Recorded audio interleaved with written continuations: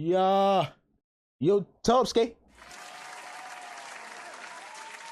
Yo, Topski. Yo, Topski. Yo, Topski. Yo, Topski. Yo, Topski. Yo, Topski. Yo, Topski. Back with another motherfucking video. You feel what I'm saying?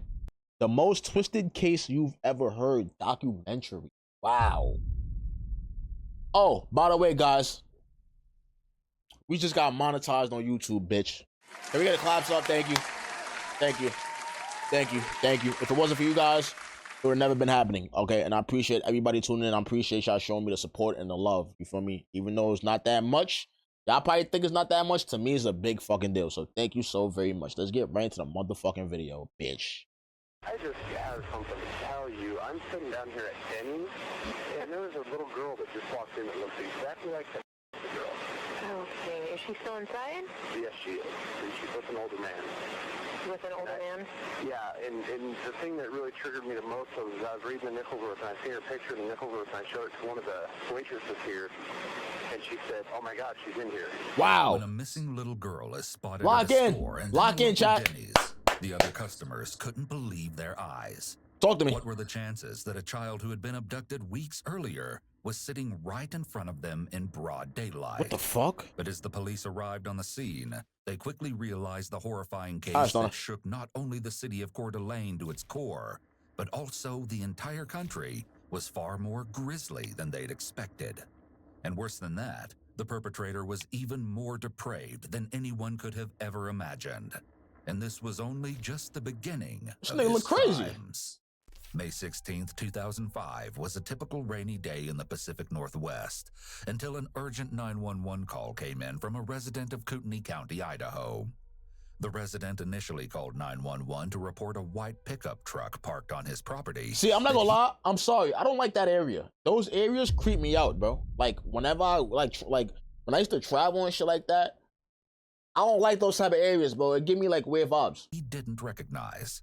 Unbeknownst to the caller, this would spark the beginning of an investigation that would send authorities head first into the most disturbing case they had ever discovered. Talk to me. As the 911 operator gathered more information, the caller looked inside the vehicle and noted a few belongings. The only thing in the front seat is an axe and a little toolbox.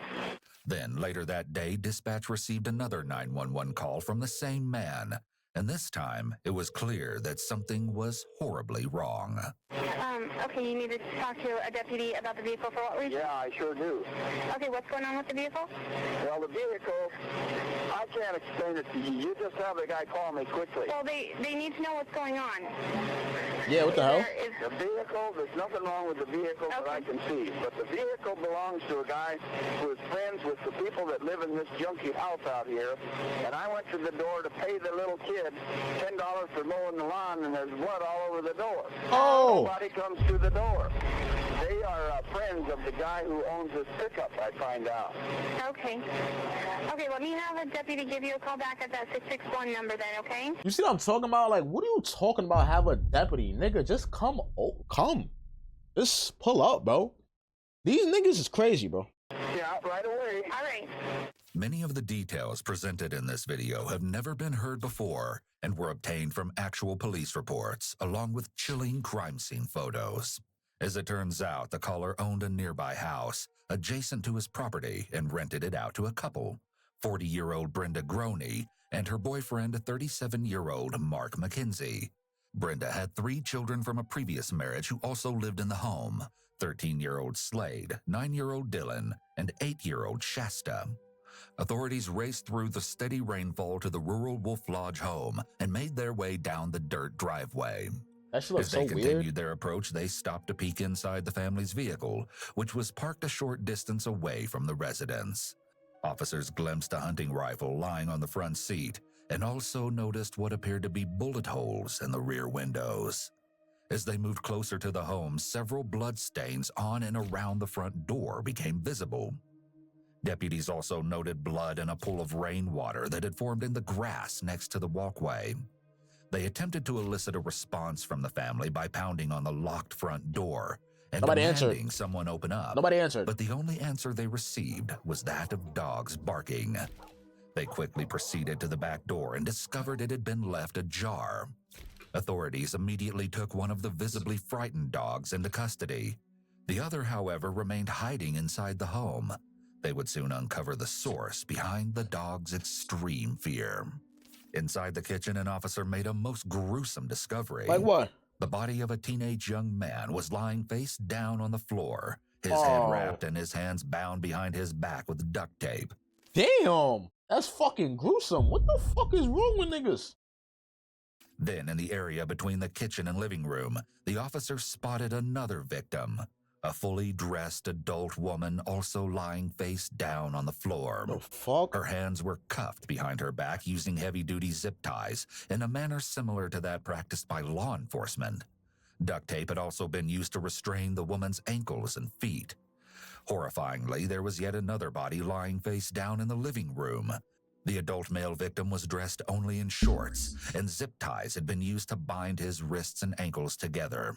The officers confirmed all three were deceased. Damn. They then searched the rest of the home for additional victims, where they located several firearms in the upstairs loft area. And after a thorough search, it was confirmed that there was no one else inside the residence.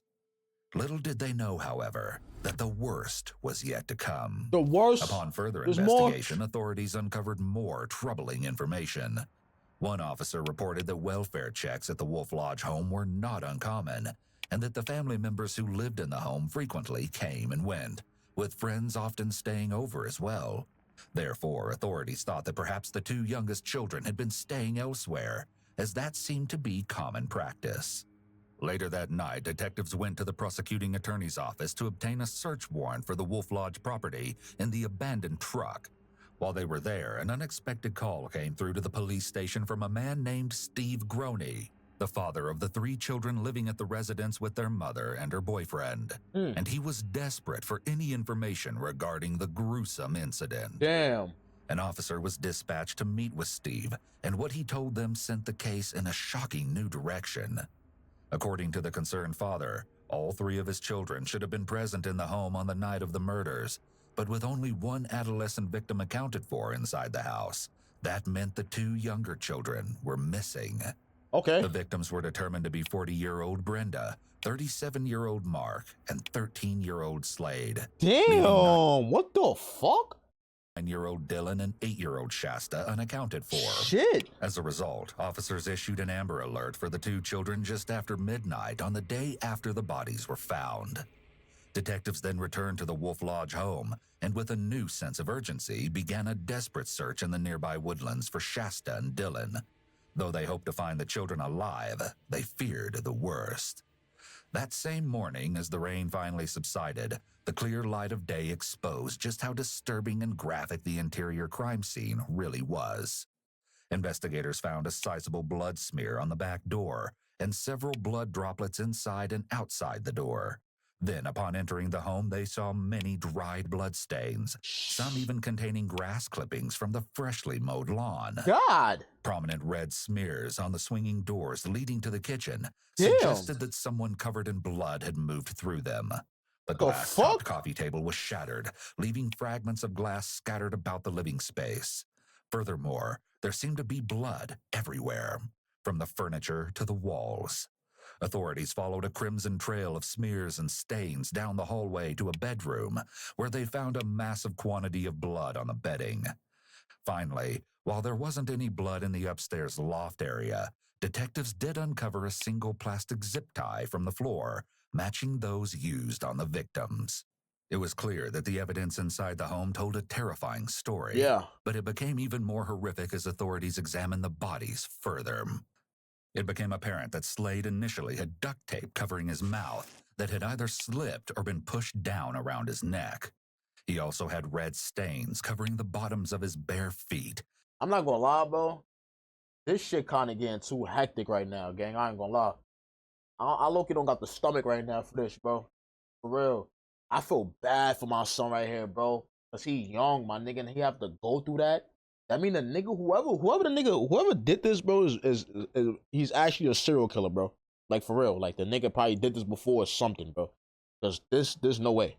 Giving the appearance that he had walked through blood at some point during the attack. It appeared the young man had suffered severe, catastrophic injuries to his head and other portions of his body, Damn. inflicted by some kind of blunt instrument. Ultimately, the severe beating resulted in his death. Damn. Slade's head was lying at the feet of his mother, Brenda. Unfortunately, due to the ghastly blunt force injuries to her head, law enforcement couldn't even recognize her face. Not to What? mention layers of duct tape were entangled in her hair and wrapped around her head to form a makeshift gag. What the fuck? It was only due to the presence of several recognizable tattoos that they were able to positively confirm her identity. Oh. Unlike the other two, Mark had no duct tape on his body, but similarly, he showed several blunt force trauma wounds to his head. Wait. Whoever did this, they couldn't have been by themselves, right? There's no way, bro. Nah, there's no way. That clearly penetrated his skull.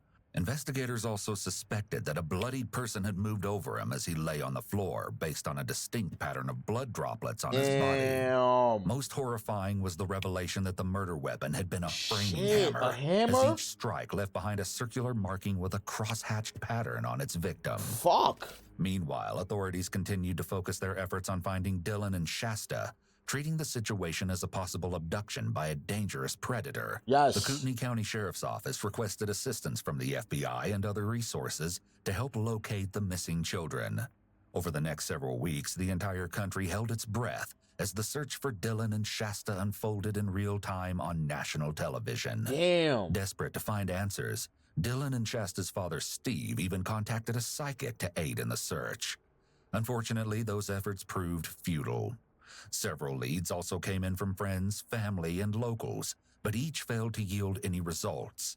Finally, on July 2nd... But I'm not gonna lie, you know, like, I can tell, like, from, and I'm not even a dad, but, like, imagine a father hearing this shit, bro. Like, imagine as a father, you hearing this shit, everything that's happening, my nigga. Everything that happened to your family, everything that happened, yo, bro.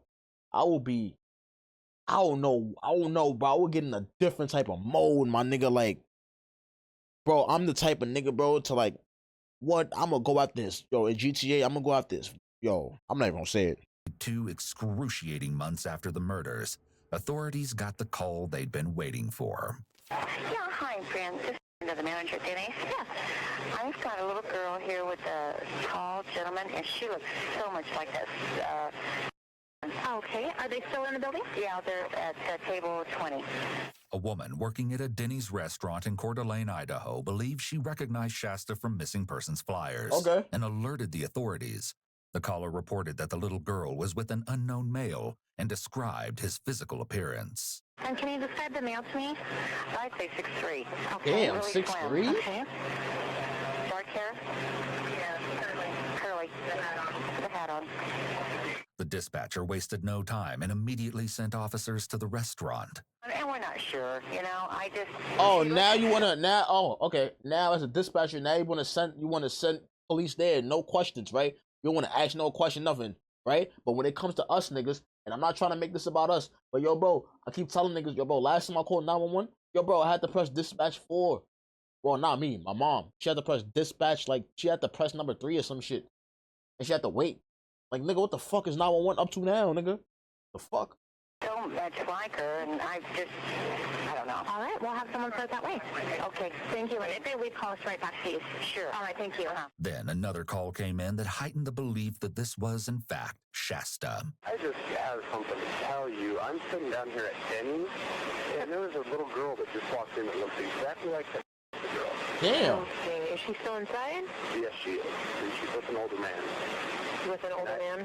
Yeah, and the thing that really triggered me the most was I was reading the Nickelverse, and I seen her picture in the Nickelverse, and I showed it to one of the waitresses here, and she said, oh my God, she's in here. This caller had a strong... Why the fuck did y'all not beat that nigga up? Why y'all niggas don't walk up to him? The fuck? Y'all in public. Why niggas don't walk? Yo, what the fuck you call 911? Like, it's cool to call 911, but nigga, beat the shit out that nigga first and make sure she's safe before you call 911, nigga. Fuck you talking about? sense of urgency and seemed even more confident that they had potentially found the missing child. They bugging. I don't know if you guys just want to send a deputy down to look, you know, just maybe check through the windows or whatever. I don't know what you guys want to do, but it's just awfully weird to me. The girl looks exactly like the little girl. She looks really, really a lot like the female that's in the picture. Authorities arrived on the scene, and the man This with nigga the looks little girl sick. was quickly identified as 42-year-old Joseph Edward Duncan III from Fargo, North Dakota. I'm not gonna lie. He took it to a Denny's. He wanted to get caught. For sure. No, he wanted to get caught. No, all jokes aside, like he wanted to get caught. And it's obvious. Soon, detectives also discovered that Joseph had a lengthy criminal history. Multiple warrants. This guy is criminal conduct. Damn. Carnal abuse. He's an escape risk. Okay. I still haven't got all of the warrants figured out yet. According to the reports, Joseph had been committing violent crimes since he was just Is he 15 years 12? old. Wow. And by the time he was 17, he was sentenced to 20 years in prison for a crime against a 14-year-old boy. Fuck he He do? was released on parole in 1994 after serving 14 years. Wait, And then- what did he do? No. What did he do? What did he do to that 14-year-old boy, nigga? That he got 14 years like that, nigga? Fuck. In March 2005, Joseph was charged with another crime against two boys. What is he doing? After a doctor friend helped him post bail, What? he seemingly disappeared without a trace. A nigga post his until bail? now. Are you dumb? During this time, authorities also learned from dispatch that Joseph had several vehicles tied to his name. He's attached to a red Pontiac as a suspect vehicle. He's also attached to a red Jeep Cherokee that's a stolen vehicle. Wow. Joseph had driven to the restaurant in a red Jeep bearing false Missouri plates. And as it turns out, the vehicle had been stolen from an Enterprise rent-a-car in St. Paul, Minnesota. Is it her? All right, Cam. I'm not going to say. Okay. Are they laughing? All right. All right. Bye-bye. Goodbye. This is a joke? News soon broke that the little girl with Joseph was, in fact, Shasta, and she had an unbelievably horrific story to tell. Wow. Talk to Before me. even Ask leaving the Shasta. Denny's restaurant, Shasta reportedly told authorities about the deaths at Wolf Lodge and that Joseph was the perpetrator. Damn, he did Then that she by was himself? transported to a nearby hospital for treatment. Officers contacted her father, Steve Groney, and he raced to the hospital to be by his daughter's side. Of course, authorities immediately took Joseph Duncan into custody, but one important question was still hanging in the air. Where was young Dylan? Yeah, where my son at? Authorities soon uncovered surveillance footage from a convenience store in Coeur d'Alene. Their findings were ominous. Joseph and Shasta could be viewed seemingly traveling alone. Nah. Then later that same day, an officer experienced in working with children visited Shasta in the hospital, where she recounted her grueling version of the events leading to that Oh, point. no. Please be aware that the following details came directly from Shasta and are incredibly upsetting. See, when they say shit like that, it's about to be, my stomach is about to hurt. When they say shit like that, stomach is about to hurt, bro. Be prepared.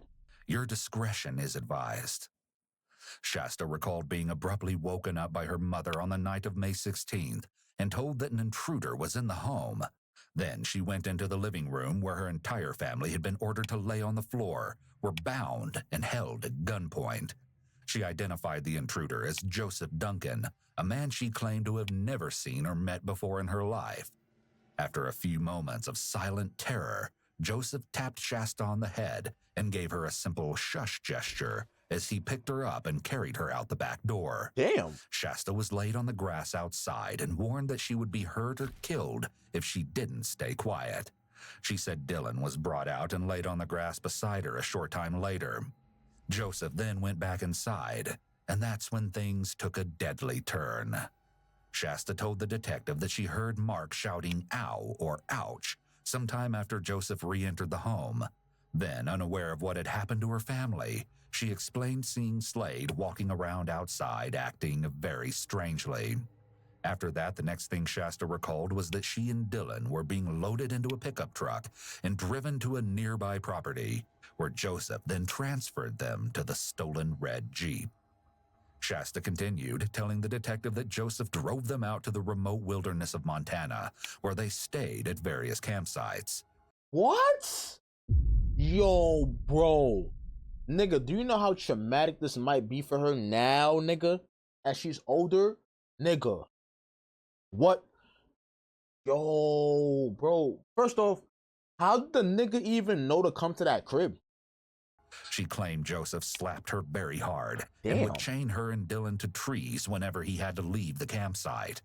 Shasta also remarked that he would put small pills in their drinking water, but she didn't know what was in them. Furthermore, the little girl described how Joseph had forced her and Dylan to write letters to their father while being held at the campsites. One letter written by Shasta indicated that Joseph had been giving them some hope of a safe return, saying, "We might see you guys again." In his What? letter, Dylan wrote, "We're still alive, we're okay, we know what happened to Mom." On one occasion, Shasta said that Joseph left her chained to a tree while he took Dylan away for a long time. Damn. When they returned, Dylan was noticeably injured, and Shasta eventually learned that they had gone to an abandoned cabin in the woods, where Joseph tortured the young boy for hours. What? Joseph actually showed Shasta a video recording of her brother, with his hands tied behind his back, being assaulted and hung by a wire noose from the cabin's crossbeam. Fuck? In the video, Joseph shouts, "The devil is here, boy, the devil himself. The devil likes to watch children suffer and cry." In the recording, Joseph brought Dylan down and revived him, promising to take him to the hospital. At one point, Joseph started to sing the Lord's Prayer using an eerily high voice. As he sang, "Thy will be done," he interrupted himself and shouted, "Can this be your will? You put people on the earth to do this. How can you do this? How can you let me? God, where are you? Show yourself." Tragically, Shasta's next admission removed any remaining hope that Dylan was still alive. She told the detective about another incident in which Joseph reached inside a container, presumably to grab a beer, and fired a shotgun from inside the container, fatally shooting young Dylan.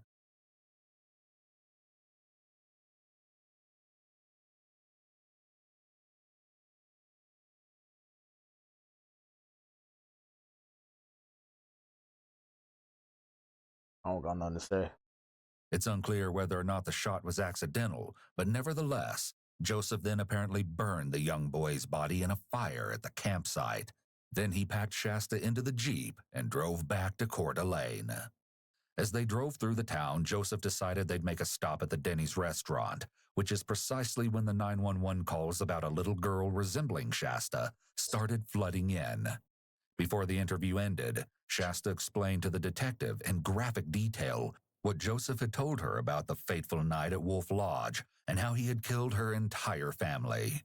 She also reiterated that he was a total stranger, not known by anyone in her family. But then, just when investigators thought they were nearing the end of this nightmare, Shasta said one last thing that stunned the detective What? right to his core. Shasta shockingly informed the investigator that Joseph claimed to have committed other violent murders in the past. I knew it. I knew it. I knew it, bro. I said earlier, yo, bro, this is not his first time doing no shit like this, bro. He definitely did this before, bro. Because there's no way. There's no way. Without any more information, the interview ended, and authorities immediately prepared a search warrant for the stolen Jeep Joseph had been driving. They also made preparations to search the probable crime scene in Montana. Forensic analysts began searching the stolen Jeep and found evidence on the exterior that suggested it had recently been driven on dusty, brush-filled roads. Next, they examined the interior and noted several perfectly normal items, such as tourist brochures, GPS units, camping equipment, and a laptop computer. However, it wasn't long before they uncovered some more sinister items inside the vehicle, including duct tape, rope, and video production equipment. The fuck? Oh, but that wasn't all. Investigators also found a sawed-off shotgun with duct tape wrapped around the handle, a handsaw, and a plastic zip-tie bag matching the brand used in the murders. Authorities sent the digital media found in the Jeep to the FBI Computer Forensics Unit for analysis, who were able to narrow down the search area in Montana. Then on July 3rd, just one day after Shasta's rescue, authorities located a cabin in the Montana wilderness that seemed to match the one from Joseph's recordings. Still, despite extensive search efforts, Dylan's remains were nowhere to be found. Meanwhile, the FBI Computer Forensics Laboratory continued to pull evidence from Joseph's film equipment, including extremely graphic video clips from inside the old Montana cabin depicting the horrendous torture of Dylan.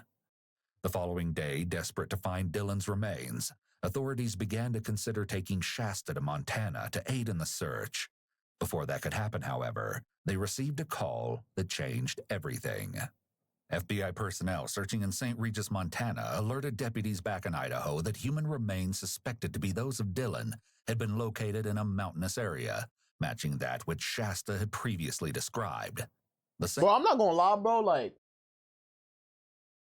damn, yo.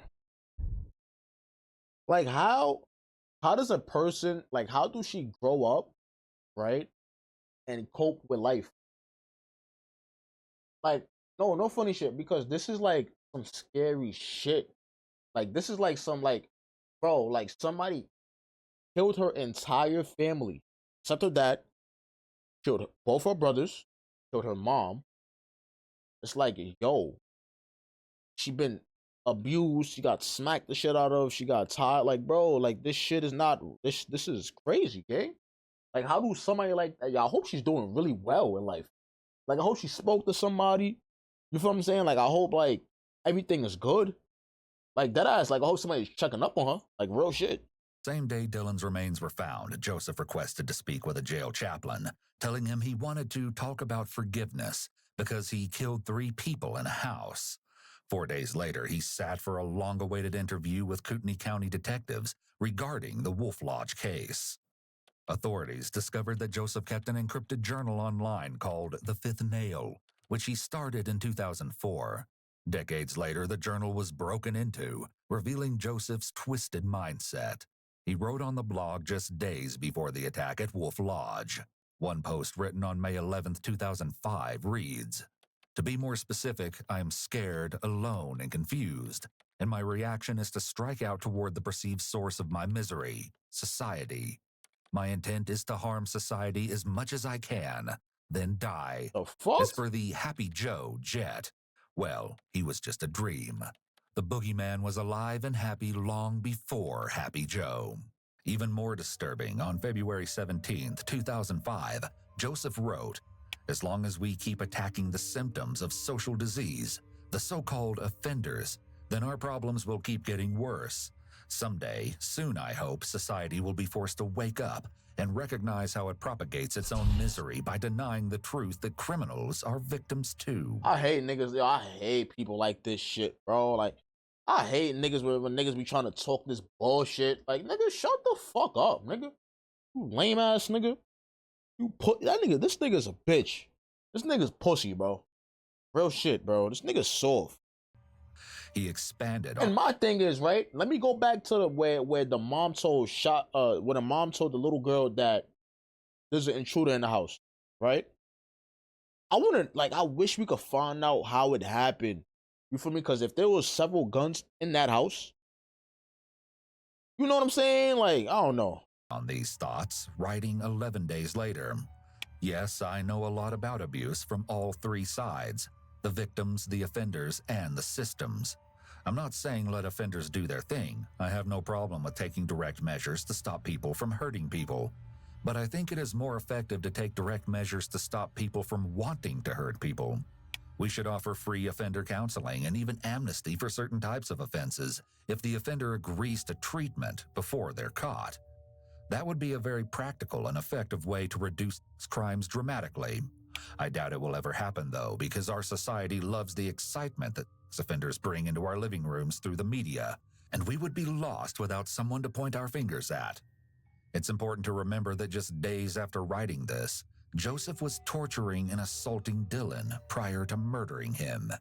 When speaking to detectives, Joseph told them that he just happened to pass by the Wolf Lodge home and noticed Shasta and Dylan playing in their swimsuits in the yard. Wow, okay. That's when he decided to pull over and survey the residence, thus putting his evil plan to abduct the children into motion. That's crazy, bro. He may have been driving around and searching for his target as he was prepared with items in his vehicle to subdue the victims. That's crazy. It's likely that he'd fantasized about a scenario like this many times, and when he spotted the kids, he saw this as his opportunity to act. That's fucked. They asked him to provide his account of exactly what happened on the night of May 16th. Joseph said he arrived on the Wolf Lodge property in the stolen Jeep sometime between 2 and 3 a.m., with plans to approach the residence through the open field. At this point, Joseph went into great detail about the extra measures he took to ensure he left no trace behind, stating he was very knowledgeable of criminal procedures and crime scene processing.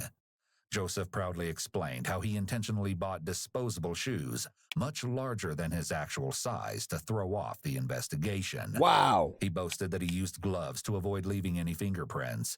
Then he continued to tell detectives that he surveyed the Wolf Lodge home with night vision goggles as he moved across the large field surrounding the residence. Joseph said he took extra care to be quiet because he knew dogs were inside the home. Fuck. However, while he expressed concern over establishing where the parents' room was located, he appeared to already know exactly where the children slept at night. Detectives surmised that he likely gathered this information from stalking the two children before the attack. That's true. Nevertheless, once he felt confident that there was no movement inside and everyone was asleep, Joseph placed himself directly outside Shasta and Dylan's room. That makes sense. He stood on a lawn chair and peered intently inside the window, ready to enter and snatch them from their beds. But then, something happened that sent the night in a deadly new direction. What happened? One of the family's two dogs suddenly entered the bedroom and seemed to sense something was wrong Okay. as it began sniffing around the room. Then the dog unexpectedly looked directly up at the window where Joseph stood, frozen, and began to growl. Makes sense. Joseph instantly jumped off the chair and ran to a fence line on the property, saying at this moment he thought to himself, "Shit, he made me." It seemed as though he was blaming the dogs for what happened next, as being made is slang for being caught or seen. Joseph said he waited by the fence for approximately 1 hour to see if anyone had been alerted by the dog. Damn, this nigga's dedicated. Yo, nigga, get a life, nigga. What the fuck? Yo, bro, these niggas is really mentally sick. Yo, bro, nah, send them. I already heard it all. Send them to Gen Pop. I hope that nigga's in Gen Pop. No cap, bro. Send them to Gen Pop, bro. Real shit. But no one came out to investigate, and he didn't notice any movement inside the home. Joseph told detectives of this time spent waiting outside. "I kept looking for excuses to not do what I was going to do." Joseph also claimed he was nearly ready to abort the entire plan, looking for any excuse just to leave, but ultimately decided that if he returned and found the back door unlocked, he would go through with the crime. But Sick nigga. if the door was locked, he would leave the family alone. So Joseph I said wish he that shit walked was- back to the home and... What the fuck? What is the back door? Are you... I'ma lose it. I'ma lose it. Why the fuck is your back door open? What the fuck is wrong, my nigga? Nah. Not saying that, okay, well, you know, it's a safe neighborhood. This don't usually happen or whatever. I don't give a fuck. Nigga, lock that motherfucker. What the fuck? Why is your back door open, bro? Why? And as fate would have it, the door was slightly open. He entered the residence carrying the sawed-off shotgun, with the first round being a bird shot to scare off the dogs if necessary. The second round, he said, was a slug intended for the man. Much to his surprise, the dogs didn't seem to notice as he opened the back door, but Joseph said he still retreated to the fence line for roughly a half hour to build his nerve. Then he equipped himself with duct tape and zip ties from a backpack he left in the field and quietly approached the back door again, wearing a hat and a mask. Joseph said that when he entered the home, he found Brenda asleep on the sofa. He then stated, "I froze. I didn't expect anyone to be in the living room." Joseph explained that he felt scared for a brief moment as he backed into the kitchen and waited to see if she would move, but the house remained quiet. So he continued to look around for the two dogs, and as he moved down the hallway, the dogs abruptly charged toward him from inside Slade's bedroom. Joseph described swinging the shotgun in their direction, fully prepared to shoot, but said the dogs quickly scampered away at the sight of the firearm. Joseph ducked down to hide, saying he could see from that position that Brenda had woken up. However, while she appeared to be looking directly at him, Joseph said she didn't seem to sense that anything was amiss yet, as she turned the light off and returned to lying on the couch. Joseph I mean, I'm not gonna lie. Even if you'd have saw him, like, if you'd have saw that nigga, it'd have been over, bro. I ain't gonna lie. Like, I'm gonna keep it stacked. Like, cause I'm pretty sure he would have shot her. Like, no talking, no hesitation. But he would just shot her, bro. For real. Like, reported that her eyes seemed to be fixed on him, but he couldn't tell whether they were open or not. So he decided it was time to make a drastic move.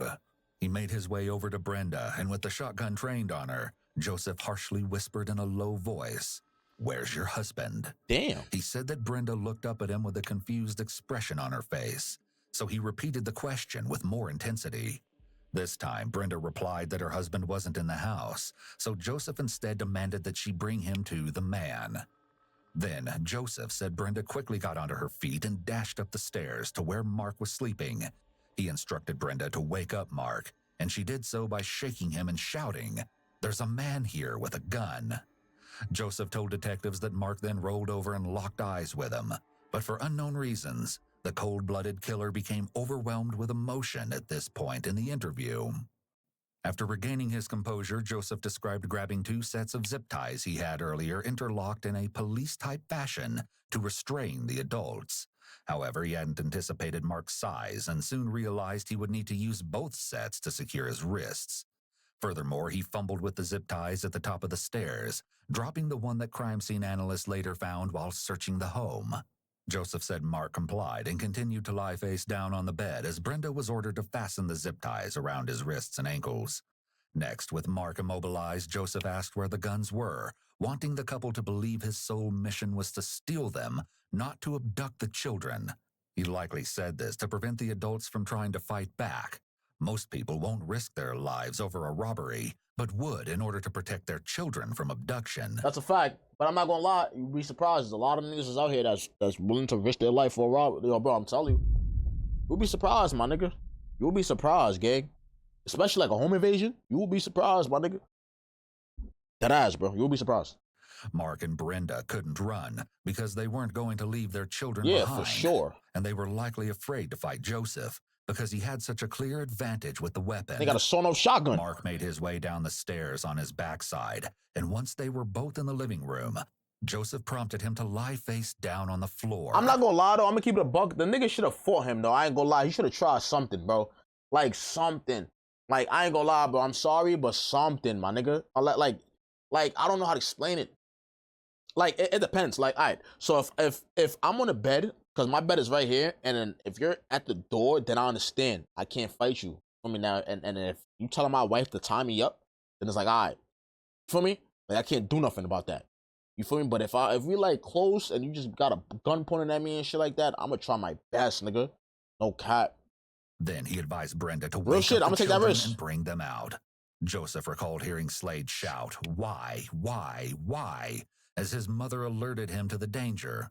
With Slade out of his room, Brenda went into Shasta and Dylan's room and guided them back to the living area, where Joseph bound their wrists using duct tape and zip ties.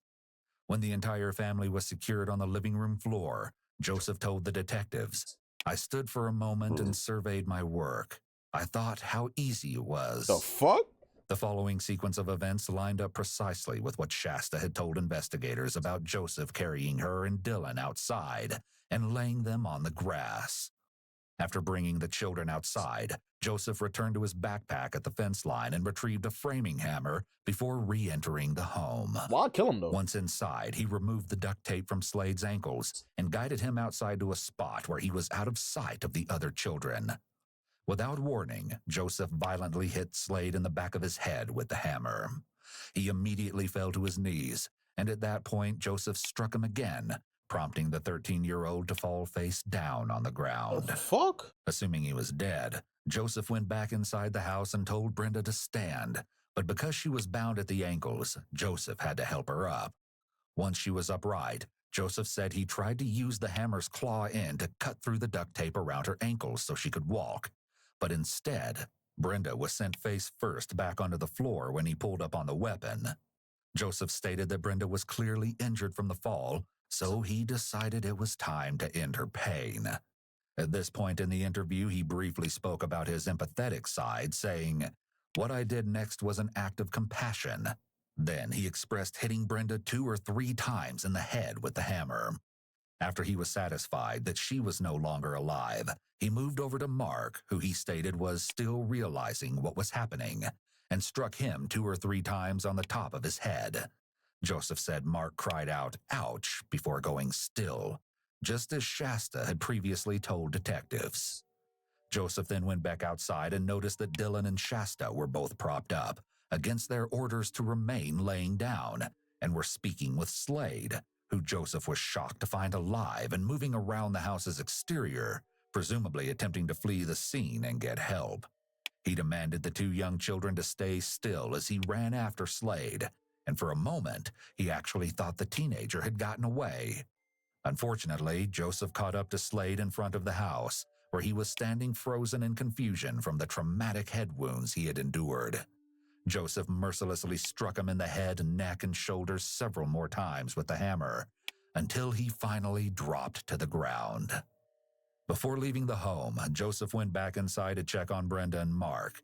He said both were making snoring or mumbling sounds, so he struck each victim's head a few more times. I just like, you ever like listen to something and it's like you can almost feel it? That's how I'm feeling right now, bro. Described not wanting to look as he hit Brenda, so he laid a blanket over her head and swung through it. This is unusual, as most perpetrators only cover victims that they know well. It's possible that Joseph struggles to kill women more so than men because of his description of killing Brenda. Additionally, Joseph let Shasta live. We don't know if he planned on eventually killing Shasta, but he didn't murder her right away like he did with Dylan. Joseph insisted that while he knew law enforcement would probably label his crimes rage killings, he wasn't acting out of rage. Instead, he offered the demented explanation that he'd been trying to put his victims out of their misery. Nevertheless, Joseph said he finally departed the residence along with the two children in Mark and Brenda's white pickup truck. He drove the short distance to the additional property where he'd left the stolen red Jeep. There, he abandoned the pickup truck, loaded the children into the Jeep, and took off. Later that day, upon locating the unknown truck on his land, the property owner placed his 911 call that you heard previously. Still, based on Joseph's depiction of the events, investigators were left wondering how the bloodstains came to be distributed throughout the rest of the home if most of the killings were isolated to one room. So they asked Joseph, and his response sent a chill down their spines. As he was driving away, Joseph told investigators that he noticed Slade was standing up again in the front yard. He told them he elected not to stop because daylight was breaking. He knew Slade would die soon from his injuries. Damn. Due to the fact that Slade's body was found inside the home next to his mother the following day, authorities speculated that he had managed to re-enter the house and leave blood evidence in various locations before ultimately succumbing to his injuries at his mother's feet. Damn. It was also believed that he had left the droplets of blood on Mark's body. Joseph admitted to washing the hammer off in the sink before leaving. Authorities were desperate to locate the murder weapon, however, his attorneys prohibited him from disclosing its location. The interview concluded, and while detectives were relieved to have received a full confession to the Wolf Lodge murders, they still had many unanswered questions. Like what? Amongst them, why did Mark and Brenda's truck appear to have been riddled with bullet holes? Oh, I don't know. While awaiting his federal trial in prison, yet another haunting revelation emerged. Several disturbing videos from Joseph's personal social media page. Still, no one could have predicted the new set of nightmares about to surface. A document titled Autobiography of Ed Duncan was given to investigators by a former landlord of Joseph's, who said it had been left behind in Fargo. The chilling document, which appeared to have been written during his incarceration as a teenager, detailed his childhood and other significant life events, with strong psychosexual undertones alluding to his deviant desires. Fuck is wrong with this nigga? 101 pages of journal entries written by Joseph during his time spent in prison in the 1980s shed even more light on his dark side. Around this time in the 80s, he had seemingly developed an alter ego named Jazzy Jet, and would post photos of himself online in drag and lingerie for male admirers. Oh, this is a sick fuck. Oh, shit. Oh, fuck. Fuck me. What the fuck am I watching? Then, after serving 14 years in prison, investigators learned that Joseph was released on parole in 1994. Why do they keep releasing this nigga? What the fuck? These niggas released him twice, no? He spent a few additional weeks in jail in 1996 for drug charges, but was released on parole once again after just a few weeks. It was What? during this time that he apparently crossed paths with 10-year-old Anthony Martinez. Oh, no. On April 4th, 1997, Anthony was playing with his friends and younger brother in Beaumont, California, when he was suddenly abducted at knife point. Countless law enforcement agencies came together to search for the little boy in the following weeks. And tragically, on April 19th, his body was found by a park ranger, roughly an hour from his last known location. God. Anthony's body showed clear signs of a violent assault, and similar to the Wolf Lodge victims, he had been bound by duct tape. Despite obtaining a partial fingerprint from the duct tape and releasing a composite sketch of the supposed killer, Anthony's case went cold. It wasn't until after his arrest for the Wolf Lodge murders that authorities connected Joseph to the evidence in Anthony's case. On July 12th, Joseph was formally charged with 3 counts of first-degree murder and 3 counts of first-degree kidnapping. Joseph confessed to Anthony's murder on July 19th, just a few weeks after Shasta's rescue. But that wasn't the only brutal, unsolved murder There's he was more, tied to. my nigga? Joseph also confessed to murdering 2 young girls in the Seattle area in July 1996. Oh, yeah. Yeah, bro. Send this nigga to Gen Pop or sentence him to death in GTA. Something has to happen. He beat them both to death. What? Based on the details he disclosed and the girls having been in close proximity to his residence at that time, authorities believed he was referring to 9-year-old Carmen Cubias and 11-year-old Sammy Ho White. The pair disappeared after leaving a motel parking lot, and their skeletal remains were found roughly 17 months later on a muddy hillside in Washington.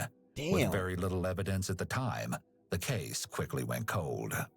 Investigators were skeptical and speculated that Joseph's confession could be like some of those other serial killers who have claimed credit for things they haven't done. In any case, on October 16, 2006, Joseph entered a guilty plea to the murder and kidnapping charges in court before a judge and was immediately sentenced to 3 consecutive life sentences without the possibility of parole. Okay. Y'all don't send him to death, like no death, nothing.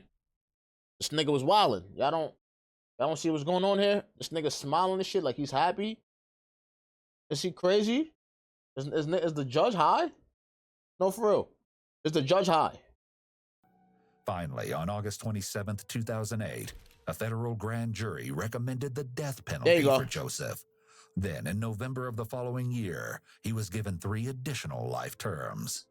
Joseph was also charged with the murder of 10-year-old Anthony Martinez from Beaumont, California, and sentenced to 2 life terms on April 5, 2011, after entering a guilty plea.